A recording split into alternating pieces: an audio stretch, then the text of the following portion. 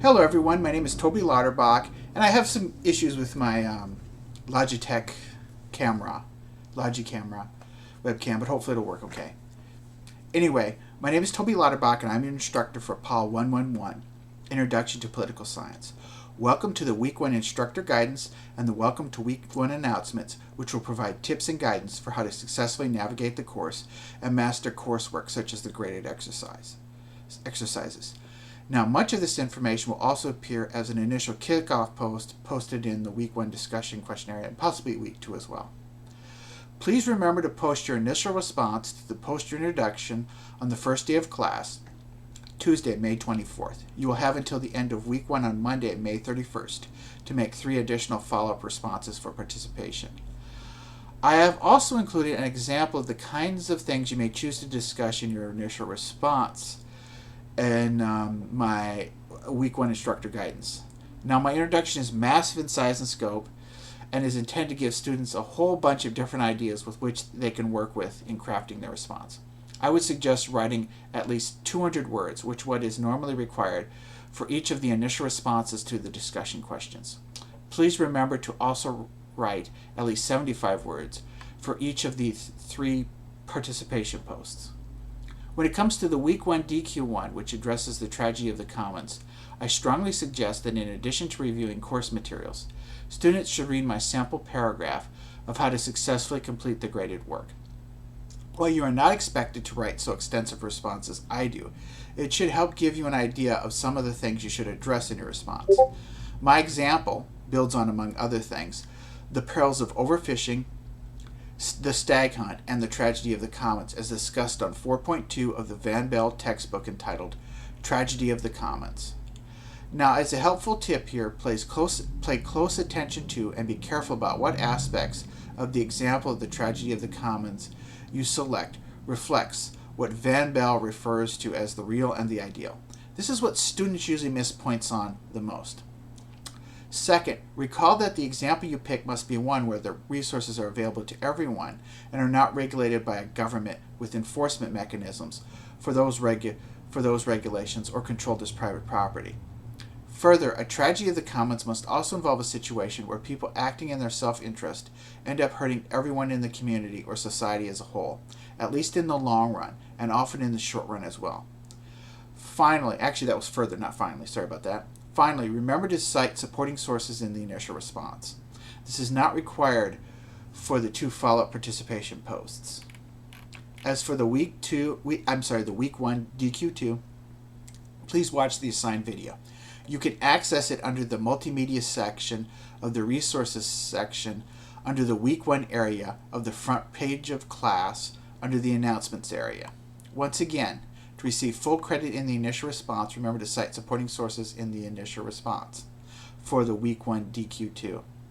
This is not required for the 2 follow-up participation posts. The area students are most likely to miss points on, in my experience, involves identifying an example of collective action for the people and the government. In general, I will accept it if students just identify an example of collective action by the government or the people. I'm not requiring you to do it for both, despite what the directions say. As a helpful heads up, one example students may want to consider discussing was the result of grassroots efforts with community activists who organized the public against an effort to privatize, and from the perspective of critics, to gentrify a part of Riverside Park that was left largely unused. One of many worries was that the new privately run addition to the public park would eliminate part of the park from being free for the public, and thus favoring more wealthy residents at the expense of those who could not afford the higher expense of the park. Students are free to use this example, which I think took place in New York and dealt with New York parks, and New York people rising up to push back against the privatization of their parks.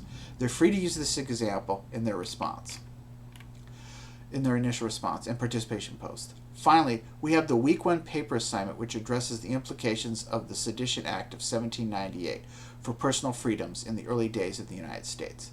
This historical case study is used to illustrate how oppressive governments may produce atomization, peer policing, and preference falsification as tools of social control and repression.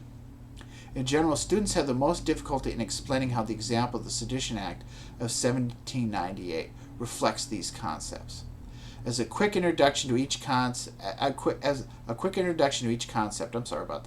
is found in Chapter 3.3 of the Van Bell online textbook under the title Collective Action, Revolution and the Use of Force.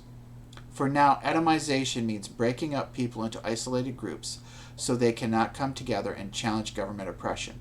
Thus, they are kept fragmented and weak instead of united and strong. Peer policing is when people spy on each other to curry favor with the regime and or get special benefits at the expense of others, or to avoid being arrested and prosecuted themselves. Everyone essentially becomes an informer, and no one can trust anyone else, and thus no one can unite to challenge the government. Finally, preference falsification is when people pretend to support the government in public even though they do not actually do so in reality. They're either indifferent or actually oppose the government, but they pretend they're not. Thus, everyone thinks that everyone else backs the tyrannical government they suffer under, thus discouraging them from doing anything to resist or defy the government. It is often the case that at least two or all three of these factors are also mutually supporting and reinforce each other and their effects. As an aside, and this has happened a lot in the past, students may choose to discuss all or a part of the 4 Alien and Sedition Acts of 1798 instead of just focusing on the Sedition Act itself. However, they should at some point address the 1798 Sedition Act as well. To these ends, I have included an extensive list of links to primary documents which provide an original text of the Sedition Act and the other 3 Alien and Sedition Acts, as well as criticism and support for these acts. So anyway, welcome to the first week of class. I hope that you enjoy it. Bye!